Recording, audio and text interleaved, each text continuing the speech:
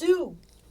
Hey, what's going on? Another episode of the Early Evening Show. My name's Tyrone Miller, and I'm here with an exciting guest, man, Kareem Youngblood. Kareem Youngblood. And this man right now, he's on the Food Network Spring Baking Championships. He's a contestant.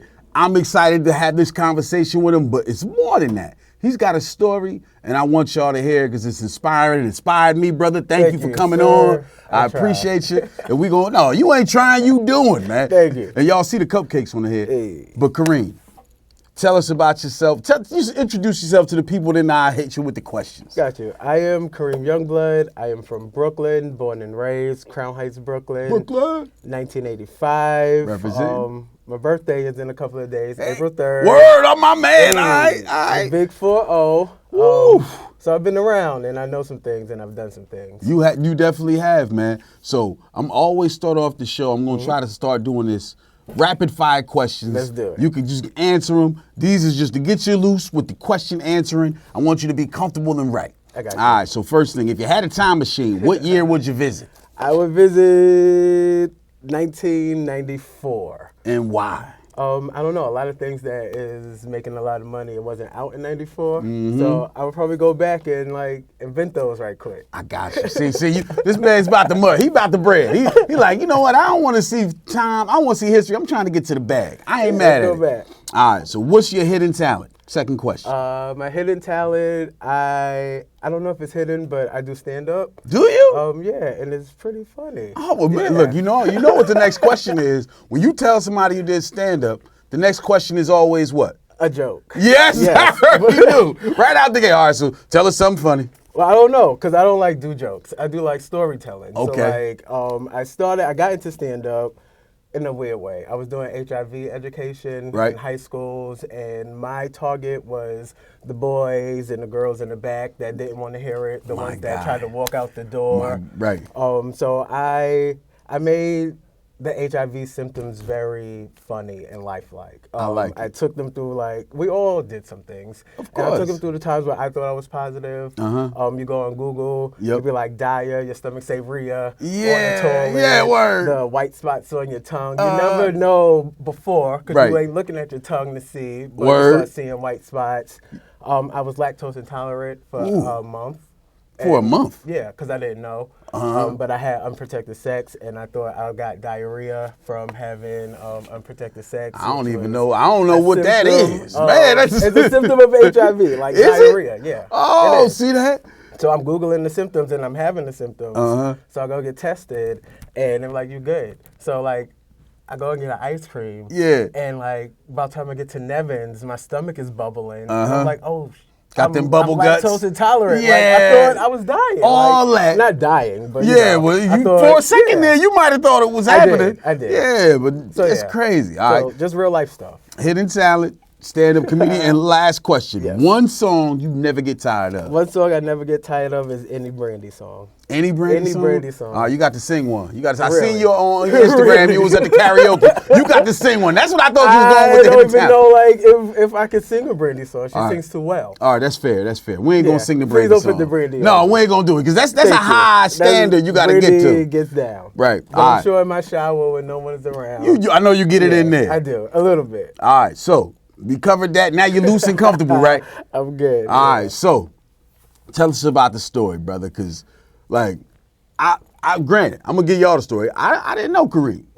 You know what I mean? I seen him online. I'm like, all right, follow bruh, because that's what I do. I follow positive people that look like they're doing stuff. Yeah. Then when I follow bruh, I'm like, oh, you on the spring baking championship? That's dope. All right, cool. And I'm start liking a couple things. Then I always, when I find people that I find inspiring or just interesting, I'll go through their stuff. So I go through the stuff. I'm like, all right, doing karaoke. Seemed like a cool cat. Seemed real good vibes and all that. Singing was at the Sherry Show. Yes, Sherry. Bang. Shout out to Sherry Shepherd.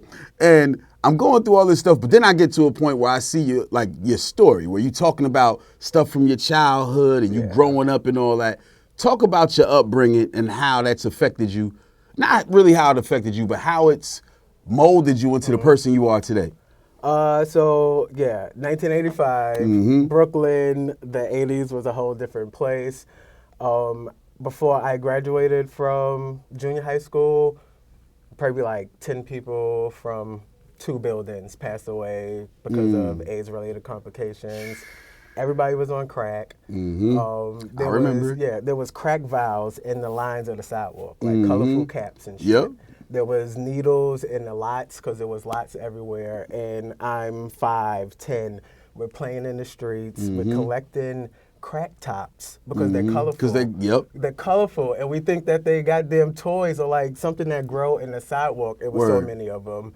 My mom was dealing with drug abuse. My dad, I met him one time that I remember. He came through with some sugar babies, and it's the worst candy on earth now, if you ask me. Literally, sugar. I'm sure. And honestly, they was not good then. Sugar babies was always low on the list of candies. It was. Pulling your feelings out. Yeah, bro. I didn't have time for it. So yeah, it was like a lot of just like craziness. My grandfather raised me.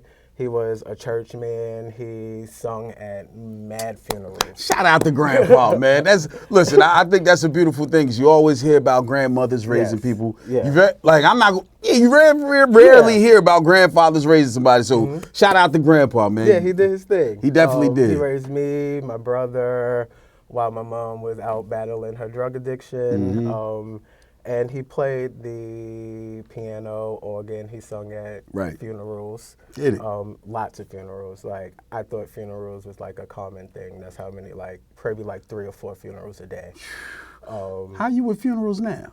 I mean, I've been to a lot of funerals because that was my babysitter. I'm about to say, that's what I'm saying. That's why I figured. You said you're going to 4 or 5 a day. I'm sure. Yeah. So, like, the connection with death is like, okay, I always knew people died, and I would feel sorry for the family and stuff, but no one died that was close to me for a very long time. Right. Which is also, like, is a good thing, and it's, like, a bad thing, because, like, you start to, like, really dread the moment. I've been to a lot of funerals. I know how it go. So, yeah, Grandpa raised me. Funeral kid, and he just cooked. He cooked his ass off. Like, he would, like, first floor, people walking by, he's giving out fried chicken out the window. That's old school. He had to buy a case of chicken. Like, it was so much chicken that, like, my brother was hefty, I was hefty. My brother probably could eat 20 chicken wings. Look, I still can eat 20 chicken wings to this day. So, like, he had to make a lot of chicken. That's like Western beef before Costco. Word. Like a big old under the nasty box. Yeah, the ones that you damn near gotta clean everything and still got hairs in them. Hairs, feathers, fat pockets. So he cooked like Thanksgiving every day. Love Mad that. cakes, everything. So that's where I fit in. Like, I go with you to the funerals because I could play in the casket rooms, and that was fun to me. Right. And when you baking, I want to crack some eggs. I want to mix the bowl. That's what I want to do. I want to cook like you. I don't want to play for funerals. Right. But, excuse me. I saw a hustle in my grandpa. Like, he didn't have a 9 to 5. My grandpa quit his job to raise us. And this was like in a time when that's like crazy. Like, his job moved to New Jersey. Right. I always thought this man's job moved to like Timbuktu. Yeah, you thought it went my job moved, I gotta leave. To Jersey. Yeah. I was like, Grandpa, you could have took the PATH train. Like, you didn't have to stop work. No, Grandpa was like, nah, I'm cool. I ain't going to Jersey City. I love New York City. He knew. So he stopped working, but he played for lots of funerals. It was like, I was like the accountant. I'm talking a lot. I'm sorry. $75. No, that's what you're supposed to do. This is an interview. Talk it out, brother. We got mad time. $75 is where funerals started, right? So that's like 1993. $75 4 times a day. Yeah. Like, Grandpa was getting that money. That's $300 in a day. In a day. And if you add that up for a 5-day week, $300, that's $1,500. And that's then. Money. Yeah. And that's pretty damn good now, honestly. Like, for a week, like, man, he was living. He was. That's why I was buying all that big old things of chicken. Word. He was. So, like, I saw hustle. I saw how to make money without a 9 to 5. Right. And I saw how to give back to the community. Everybody calls my grandpa. Me too, but not at first. When you was a kid. Yeah, you don't know him. He ain't your grandpa. You don't live with him. Word. Yeah. But yeah, that was my upbringing. My mom, she's like 30-something years clean now. Oh, give it up for moms, man. You know, That's love that, things man. turning around. Word. Things turn around. I still don't know my dad, Mm-hmm. and I would do it all the same way. Right. Like everything. Every time I cried. I remember going in the closet. My mom had a bag of dirty clothes, and they would stink as hell. Mm-hmm. But I would take her nightgown and just smell this scent of my mother. Because you wanted that closeness. Yes. Yeah. It was stink. You see how he drove that? It was It stink. was like dirty, but also, you know, like when it sit in the closet and the plastic bag stink. Oh, that's a whole nother level of stink right there. Plastic, that's like hot dogs out the water. The hot dog water. That thing, it's just bad. Stink. And even like today, I have like these reoccurring dreams where like I'm in like this closet, right? And then like I climb up and inside is a whole different world. Like it's like no fears, no nothing. And like it's been happening since forever. I love that. And when I have that dream, I know big things are I about love to that. happen. That's so, I don't even know the word for it. I ain't gonna say ironic, but it's just beautiful because it's like, yo, you see where you was at and you see it. You seeing what your life, you want your life to be and you get into it. Yeah. Love that, man. It's beautiful. It is beautiful. It's definitely but beautiful. It's spooky. No, I'm sure it is. A little bit. I'm sure it is. You say what you want. You like. I don't even know if I plan for the things I want. I just know that I want them, and no matter what I'm gonna do, I'm gonna get it. And then they just come, and like last night or the night before, I'm like going through my socials. I'm calculating my numbers because I did a digital marketing program at Columbia University. Oh, shout out for that. Yeah, there you go. That's Ivy League, baby. So I'm doing my numbers, and I'm like, yo, I wonder if I'm good enough to get like brand deal. And like I'm questioning myself. 5 o'clock in the morning, I'm in bed. A brand hit me up. This brand that I'm wearing. All I did, Pangea. Hit me up like, yo, you want to give us some content for some free clothes? And I'm like, heck yes. Word. But like just that instant, like you question yourself, am I good enough? And then like instead of me putting some proposal together and drafting it and sending it out, someone immediately came and was like, you are more than good enough because I'm going to come to you. Right. Like I have 1.1 million followers. I only follow 121 people. I'm going to follow you. I'm going to like your stuff. I'm going to comment and then I'm going to DM you and tell you like, yo, what's good? Oh, man. So how I feel being on that end of things? Because I know a lot of people out there, that's what y'all want. That is what you like. You wanted it. I wanted it. And how did it feel to... You manifested it. You said you wanted it. You put it out there. I don't know if you put it out in the world, but at least you thought it. How did it feel to get from that stage to that stage? It felt once again like spooky and unreal. But then like in that instance, it was like, whoa, that's crazy. But like a couple of days or the next day, like I'm processing it, and I'm like, I did this already. Like I built who I am from 10 years ago. 10 years ago, 11 years ago, I started and I had one picture. And I read a post that said some shit like, if you post one thing every day of something that you do, like it will grow. Right. I didn't do the one day, whatever. Yeah, you I didn't post one a day. Right, but like, you did. I worked. Yeah. And I worked hard and I didn't like try to sell flat belly tea just to sell flat belly tea. And I didn't like try to go and do a Temu haul just to like be popping. And I didn't jump on like all the like trends that's happening because I wanted to be me, and I didn't want to be trapped selling MLL stuff, and some of them work. Right. And some of them do. And that's good for some people. Yeah, it is. But for you was like, that's not the route you wanted to take. I couldn't. Yeah. Like, that's not me. Like, I am very bad at selling stuff. Only thing I can sell is me. Right. Like, that's it, because I'm just me. And you ain't selling it. You just being authentic. Yeah. And if you like it, click the button and buy it. That's it. It's pretty damn simple. That's it. All right. So, look, man. Great. See, I told y'all he was inspiring, man. That's a beautiful story. I didn't even know he was going to get into that. But talk about your journey through baking. Talk about where it started, because I know you was talking about working with your grandfather when you was young, and it came from there. But talk about how it blossomed into what it is now. Got you. So I didn't know how to do any of this. I just know how to make things taste good. Like, Grandpa wasn't worried about how it looked. It looked like a cake that Grandpa made. Right. If it fell apart, it fell apart. Right. If it was half iced, if it was still in the pan, it was still in the pan. Right. Eat this cake. So I spent nights, I took orders and I didn't know what the hell I was doing. And I'm on YouTube, maybe up for 3 days straight. like 3 days straight. Trying to figure it out. Figure this out.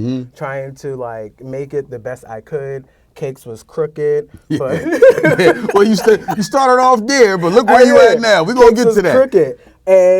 And like I just kept going, and like they got straighter over time. I learned how to use the tools. A lot of the times it's not you, it's the tool. And if you don't know how to use it, if you don't have it, it's just gonna look a mess. But like over time, overnights, over lots of nights, even with a job, like cramps in my feet, fingers like stuck like this from ice and bags. Word. It was rough. But then like you start to get good and like you see it and like you get excited. Like you ever made something, like you make all of this, so like you know how like you get a good edit and it just makes you want to like jump and it's like getting high or something. It's a dopamine rush every time. Like bro, I ain't gonna lie, I got a dopamine rush now. Me just too. having you here, I'm like, oh man, we doing it, man. The studio is rocking. But for people out there, man, I want y'all to understand what he's like. I know y'all understand what he's saying, but he started and things wasn't going right. It wasn't. He said his cakes was crooked. All that. And all now, taste good.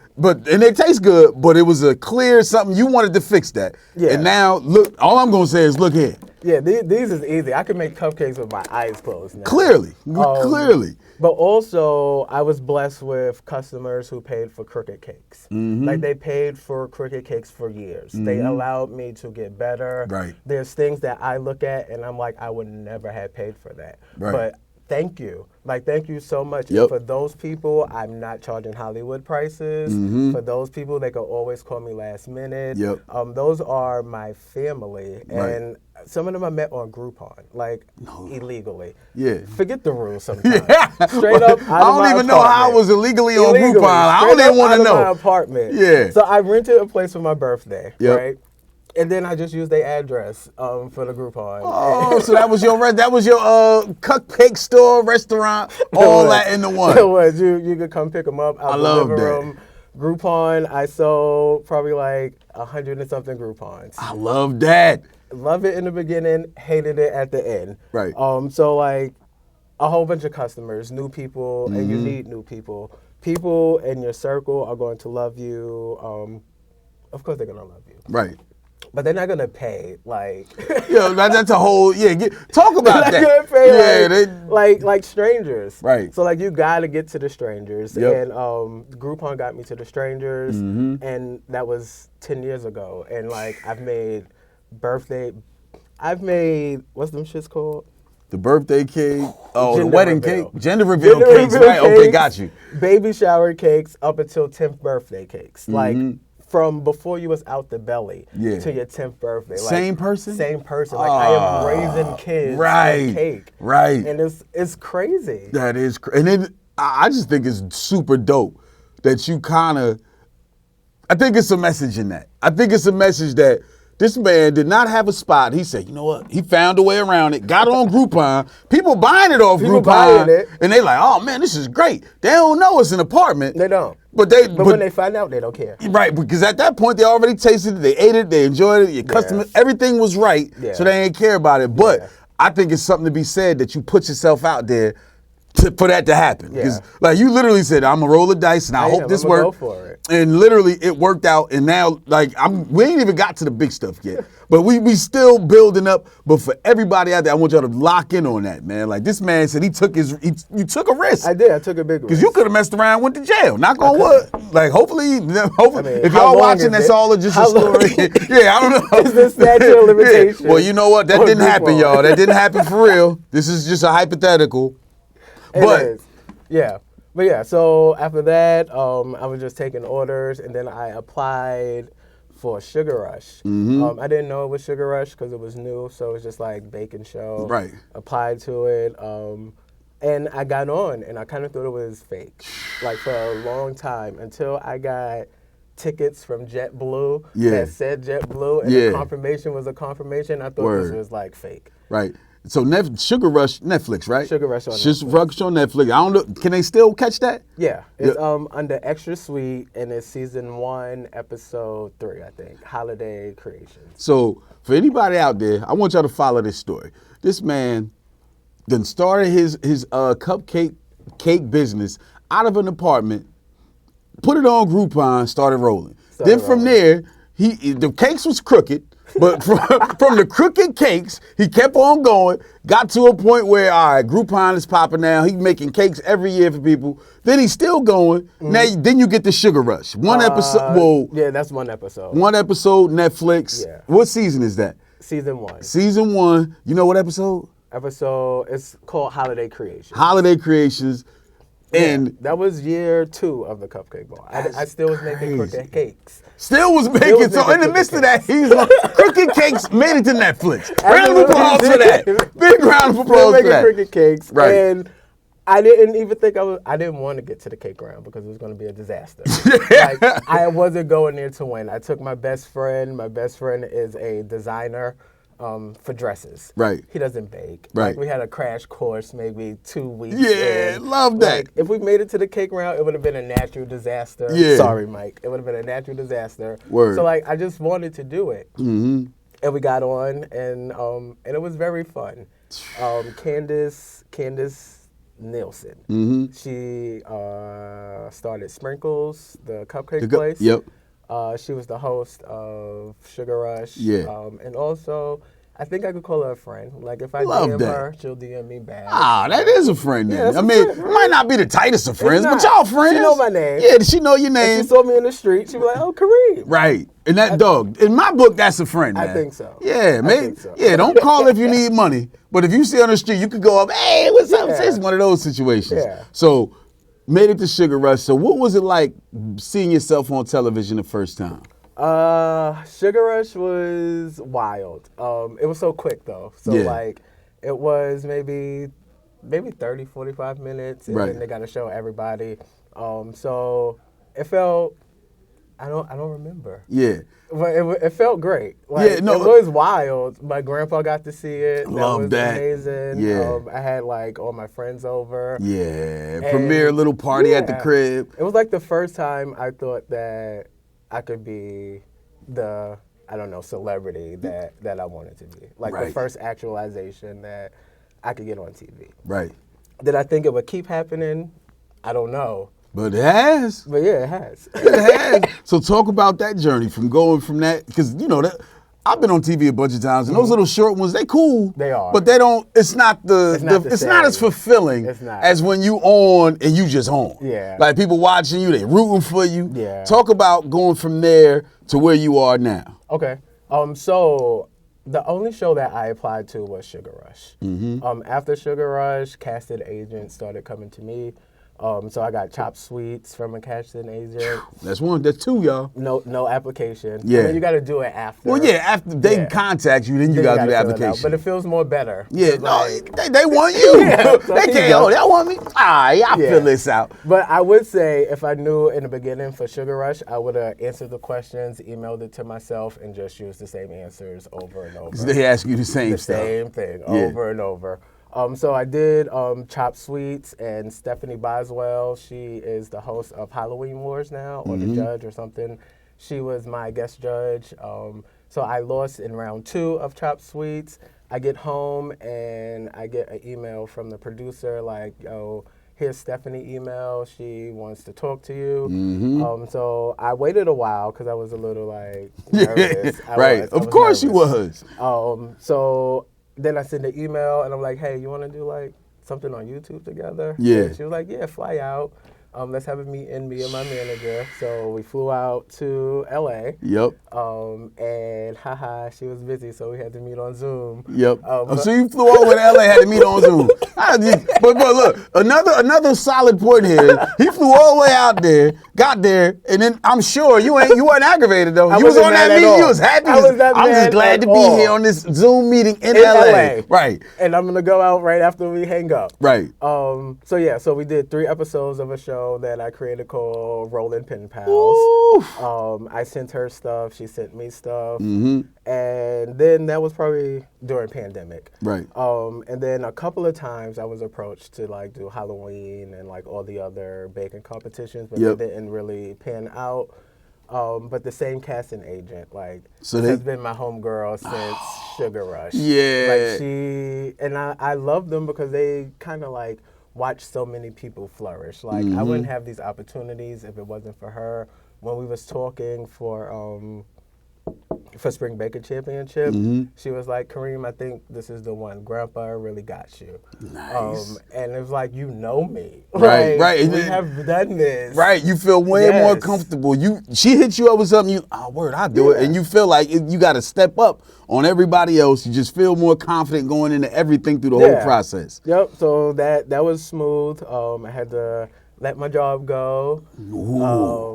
So, like, when she hit me up, I knew that it was a possibility. I didn't have it yet, so I went to my job, and I was like, hey, y'all, I don't do nothing here. Like, y'all know I don't do nothing. Stop playing. I am not a RN. Right. This is not an emergency room. Right. I clock in. I go get breakfast. I come back. There's still nothing in my email. I go to the gym. I come back. Right. I do what I need to do, and I go home. Right.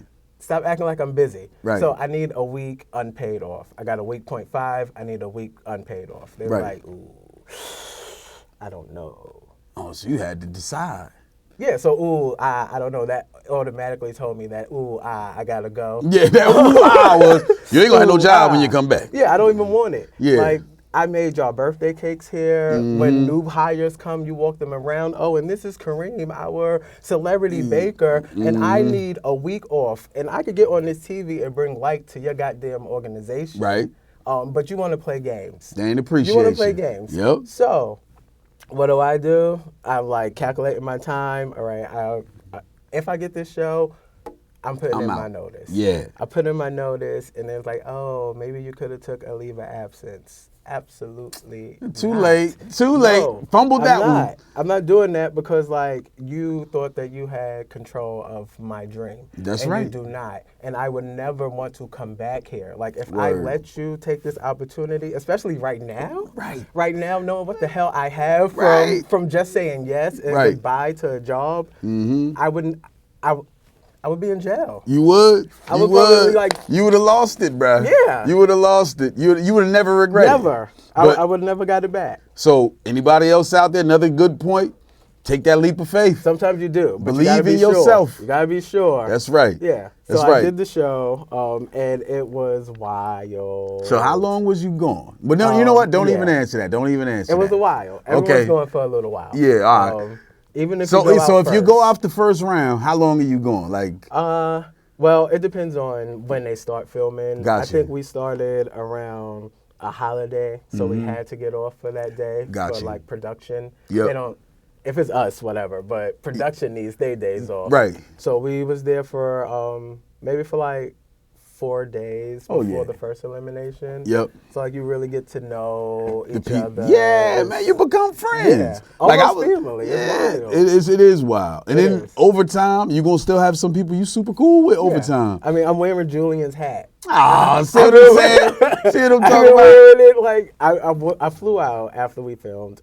I flew out and spent 2 weeks with Julian. Oh, look at that. Yeah, it was nice. Real friendships. Real friendships. Like, we went to Desert Hot Springs, 110 fire. degrees. Fire. I was like, it's hot. Yeah. You're lucky it's not 120. Word.